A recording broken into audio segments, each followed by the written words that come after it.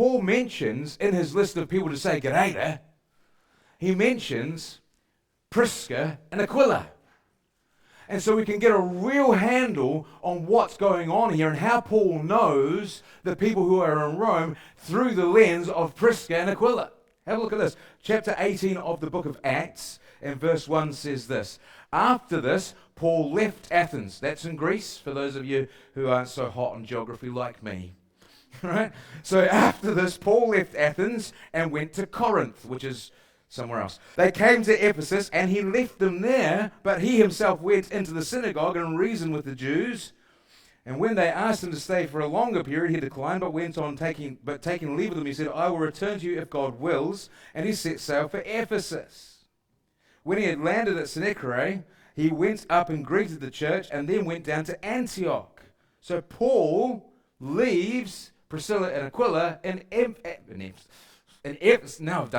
Ephesus, and he carries on his merry way. Now, a Jew named Apollos, a native of Alexandria, in verse 24 now, came to Ephesus. He was an eloquent man, competent in the scriptures. He had been instructed in the way of the Lord, and being fervent in the Spirit, he spoke and taught accordingly the things concerning Jesus, though he knew only the baptism of John. He began to speak boldly in the synagogue, but when Priscilla and Aquila heard him, they took him aside and explained to him the way of God more accurately. And when he wished to cross to Achaia, the brothers encouraged him and wrote to the disciples to welcome him. When he arrived, he greatly helped those through the grace had believed, for he powerfully refuted the Jews in public, showing by the scriptures that Christ was Jesus. In other words, Priscilla and Aquila are in Ephesus, and they come across this other dude called Apollos. And what do? They take him aside. And they instruct him in the ways of Jesus. And then they send him out to go and preach the gospel.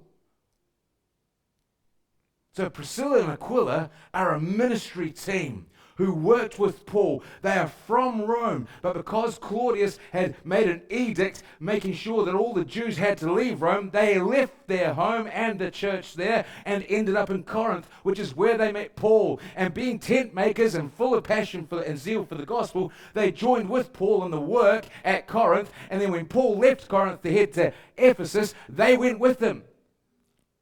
And they ministered in Ephesus with Paul. Paul, believing the Lord was calling him on to go somewhere else, left Priscilla and Aquila in Ephesus to continue the work, where they were meeting people, taking Jews aside, instructing them in the way of Jesus, sending them out on mission. Interesting, eh? Interesting stuff. Let's turn now to 2 Timothy chapter 4.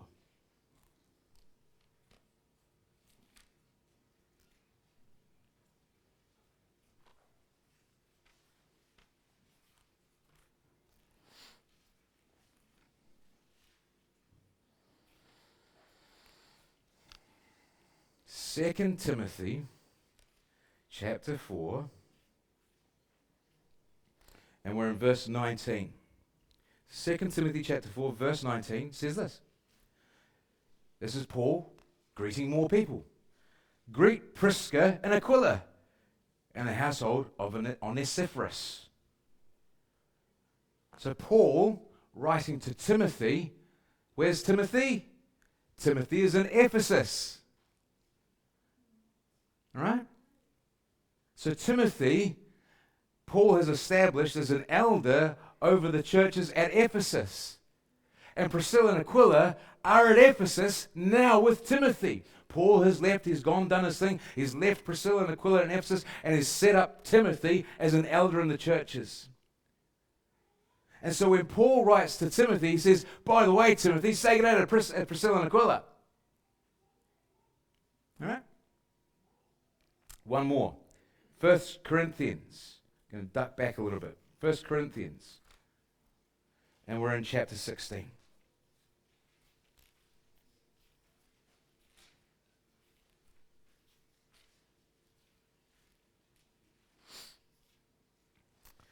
First Corinthians chapter 16, verse 19. The churches of Asia send you greetings. Aquila and Prisca, together with the church in their house, send you hearty greetings in the Lord.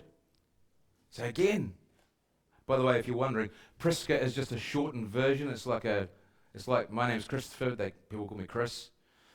inevitably. So Priscilla, shortened that as Prisca. That's the way they worked it. So Prisca, you'll see that sometimes translated Prisca, sometimes Priscilla. Right? But Paul is writing to the church at Corinth. And he says, hey, Priscilla and Aquila say good day. Why? Because that's where they had lived. When they fled Rome, they went to Corinth. That's where Paul met them. He met them in Corinth.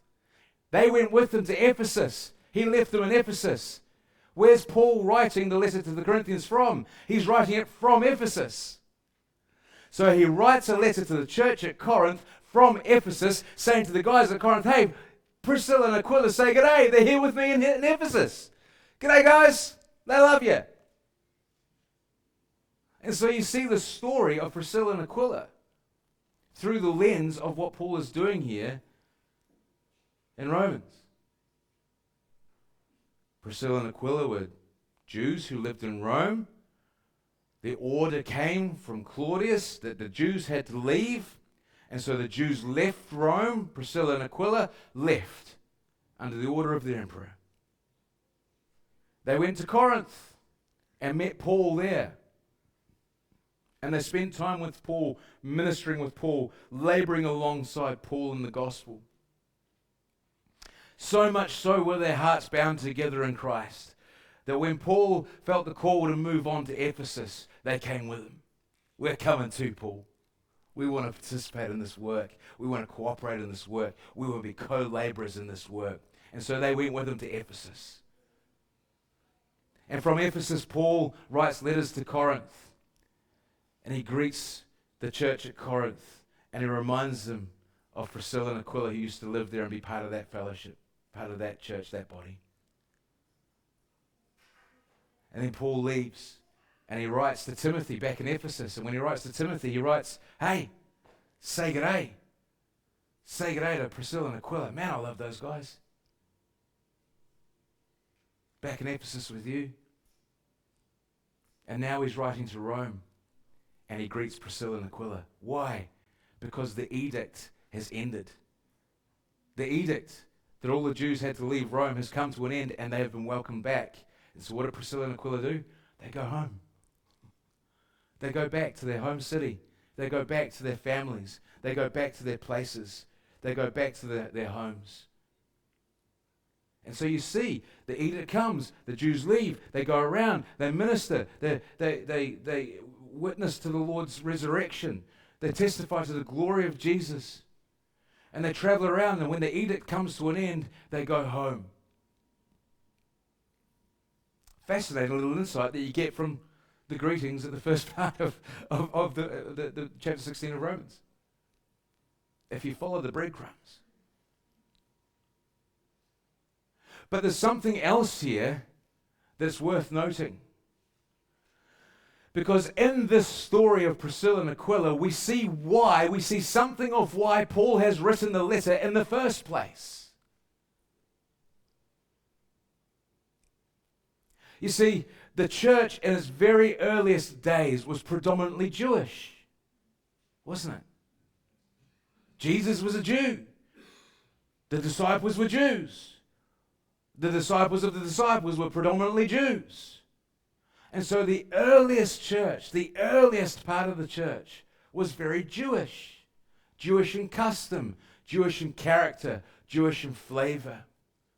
But as we read the book of Acts, which we're going to start doing in a couple of weeks together, maybe, we're going to start at some point very soon, relatively soon. Anyway, when we get around to doing Acts, we're going to see the transition of the church from being predominantly Jewish to more and more Gentile influenced. As the question comes up, what part do the Gentiles have with Jewish customs and the law of Moses? And as the first disciples, the first generations of disciples have to wrestle with this question, we see that there is actually put it the other way around, there is less and less emphasis on the laws of Moses and Jewish custom within the church of Jesus Christ, as more and more Gentiles come into the family. So when the commandment goes out, get out, you Jews, from Rome, the church is heavily Jewish. The church is predominantly Jewish in its character, in its orientation, in its flavor. And they go.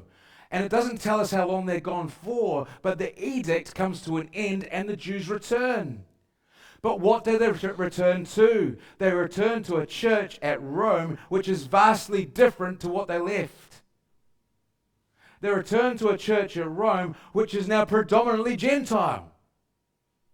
The Jews have left. And so the Gentiles are now the prevailing voice within the church at Rome. And so we've got this clash of tides. As the diaspora goes out from Rome and then the tide comes back in, bringing the Jews with them, there's a clash. What do we do about Jewish custom and the law of Moses? How do we deal with this? And so you see part of the reason for what Paul has written in the first place in these 16 verses of chapter 16. And then with that knowledge, you then go back and think, well, what has Paul written? The whole book is dealing with this issue.